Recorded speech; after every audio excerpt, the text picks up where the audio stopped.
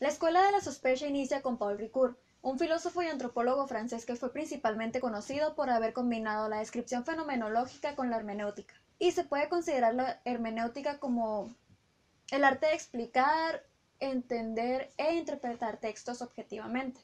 Además de que a lo largo de su vida cumplió una gama de temas muy amplia, que van desde la filosofía, metafísica, ética, religión, lingüística, semiótica, psicoanálisis, el tema del bien y el mal y los problemas de la interpretación de textos.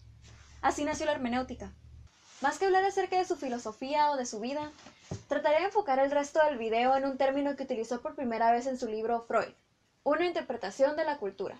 La escuela de la sospecha es en donde junta a tres importantes filósofos del siglo XIX, quienes son conocidos como Sigmund Freud, Carlos Marx y Friedrich Nietzsche.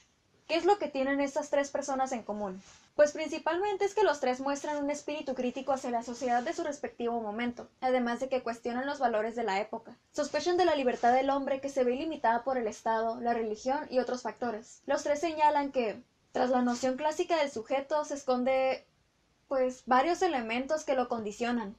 Cada uno intentó cambiar el pensamiento de su respectiva sociedad a base de sus escritos. Entonces, a continuación veremos la manera en que cada uno hizo su parte a base de sus ideas. Por ejemplo, empezando por Carlos Marx, que fue el primero en explicar cómo surgió el capitalismo, cuáles eran las leyes que lo regían y la posibilidad de ponerle fin. Hoy en día disfrutamos de prestaciones como seguro social, pensiones de vejez, jubilaciones, vacaciones pagadas, bolsas de trabajo, sindicatos y otras. Todas estas son obras indirectas de Marx. La manera en que logró todo esto fue implantando un sistema filosófico, político y económico, que hoy en día conocemos como marxismo, el cual rechaza el capitalismo y defiende la construcción de una sociedad sin clases y sin Estado. La que es considerada hoy en día su obra más importante es El Capital, en donde explica cómo operan las leyes económicas en el modo capitalista de producción. Una parte muy importante del libro es donde habla acerca de las mercancías y cómo es que estas tienen una especie de vida doble, se podría llamar. Por un lado son simplemente cosas que tienen cierta utilidad, que pueden utilizarse, pero también al mismo tiempo son cosas que pueden intercambiarse. La mercancía particular que se usa para el intercambio es el dinero, ya que es una mercancía universal que es equivalente a todas las demás. Ahora vamos con las ideas principales de Nietzsche, las cuales resumí en 5 principales, que empezarían por la crítica de la moral. Uno de los argumentos fundamentales de Nietzsche eran los valores tradicionales representados en esencia por el cristianismo. Estos habían perdido su poder en las vidas de las personas. Estaba convencido que los valores tradicionales representaban una moralidad esclava creada por personas débiles y resentidas, que fomentaban comportamientos como la sumisión y el conformismo, porque tales conductas servían a sus intereses. El error de la moral tradicional se caracteriza por su antinaturalidad, ya que impone leyes e imperativos que van en contra de los instintos primordiales de la vida. Además, el ideal de esta moral convierte al hombre en esclavo de esa ficción. En conclusión de esta idea, sería que la lógica de la moral consiste en una alteración de la personalidad, porque considera que lo poderoso y lo fuerte es algo suprahumano y en cambio lo débil y lo vulgar es propio del hombre. Después pasamos a la siguiente idea, que sería la crítica a la religión cristiana. Dice Nietzsche que la religión nace del miedo y del horror que el hombre tiene de sí mismo, y se trata de la incapacidad de asumir uno su propio destino. Es por eso que se inventa como la idea de que después de la muerte hay otra vida donde todo va a ser mejor. Después tenemos la idea principal sobre el eterno retorno. El eterno retorno de las cosas ya se encontraba en las enseñanzas de Heráclito. Explica que cuando están realizadas todas las combinaciones posibles de los elementos del mundo, quedará todavía un tiempo indefinido por delante, y entonces volverá a empezar el ciclo y así indefinidamente. Ahora pasamos con la idea de la transmutación de valores tradicionales, o mejor conocida como el nihilismo.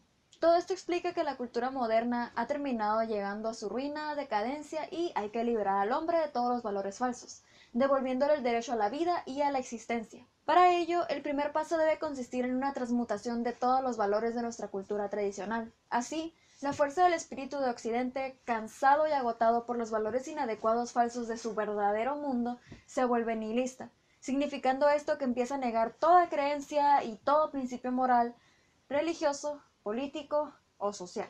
Ahora sigue la que se conoce como la moral de los señores. Para Nietzsche, todo lo débil, enfermizo y fracasado es malo, pero definitivamente la compasión es el peor mal de todos. De aquí distingue dos tipos de moral, que sería primero la moral de los señores, que sería la de las individualidades poderosas que tienen superior vitalidad y vigor para consigo mismas, conocida como la moral de la exigencia también. Y de ahí sigue la moral de los esclavos, que sería la de los débiles y miserables, regida por la falta de confianza en la vida porque valoran la compasión, la humildad y la paciencia. Es una moral del resentido que se opone a todo lo superior y por eso afirma todos los igualitarismos. Y de aquí sigue la teoría más famosa de Nietzsche, que sería la de el superhombre, muy ligada a la frase Dios ha muerto, nosotros lo hemos matado. Nietzsche piensa que el hombre es como una enfermedad en el universo y es el único animal que todavía no ha llegado a consolidarse. Mientras todos los animales han producido algún superior a ellos, el hombre se resiste a evolucionar, no quiere abandonar los valores del pasado y dar un nuevo sentido a la humanidad. De acuerdo con Nietzsche,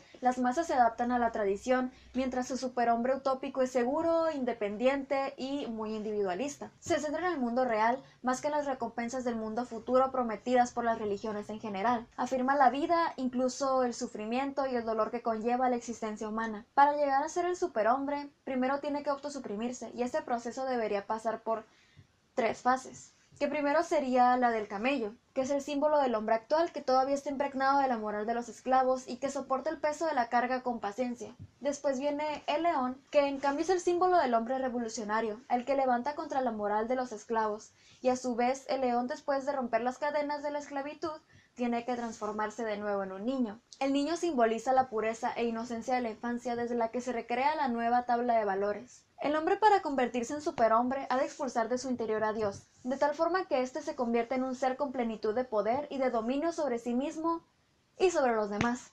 Después de haber visto a Marx y a Nietzsche, pasamos con Sigmund Freud, a quien también junté las que yo considero las teorías más importantes, o las que entendí mejor. Empezando por el principio del placer. Postula que el aparato anímico busca, como fin último, alcanzar placer y evitar el displacer de nuestras necesidades biológicas y psicológicas, además de que conduce inconscientemente al alcance de las necesidades básicas de supervivencia. Sabiendo que existe este principio, uno se puede preguntar, ¿por qué una persona sufre en su vivir cotidiano cuando se supone que vive bajo el principio del placer? La respuesta a esto se encuentra en que el principio del placer es inconsciente, mientras que en la conciencia opera el principio de la realidad, que sería el polo opuesto al principio del placer. La persona tiene conciencia del entorno real y sabe que tiene que adaptarse a él para poder vivir en sociedad. Aprendemos conforme maduramos a reprimir nuestros instintos en base a reglas sociales para poder obtener más placer a largo plazo y de forma disminuida, pero de acuerdo a la realidad.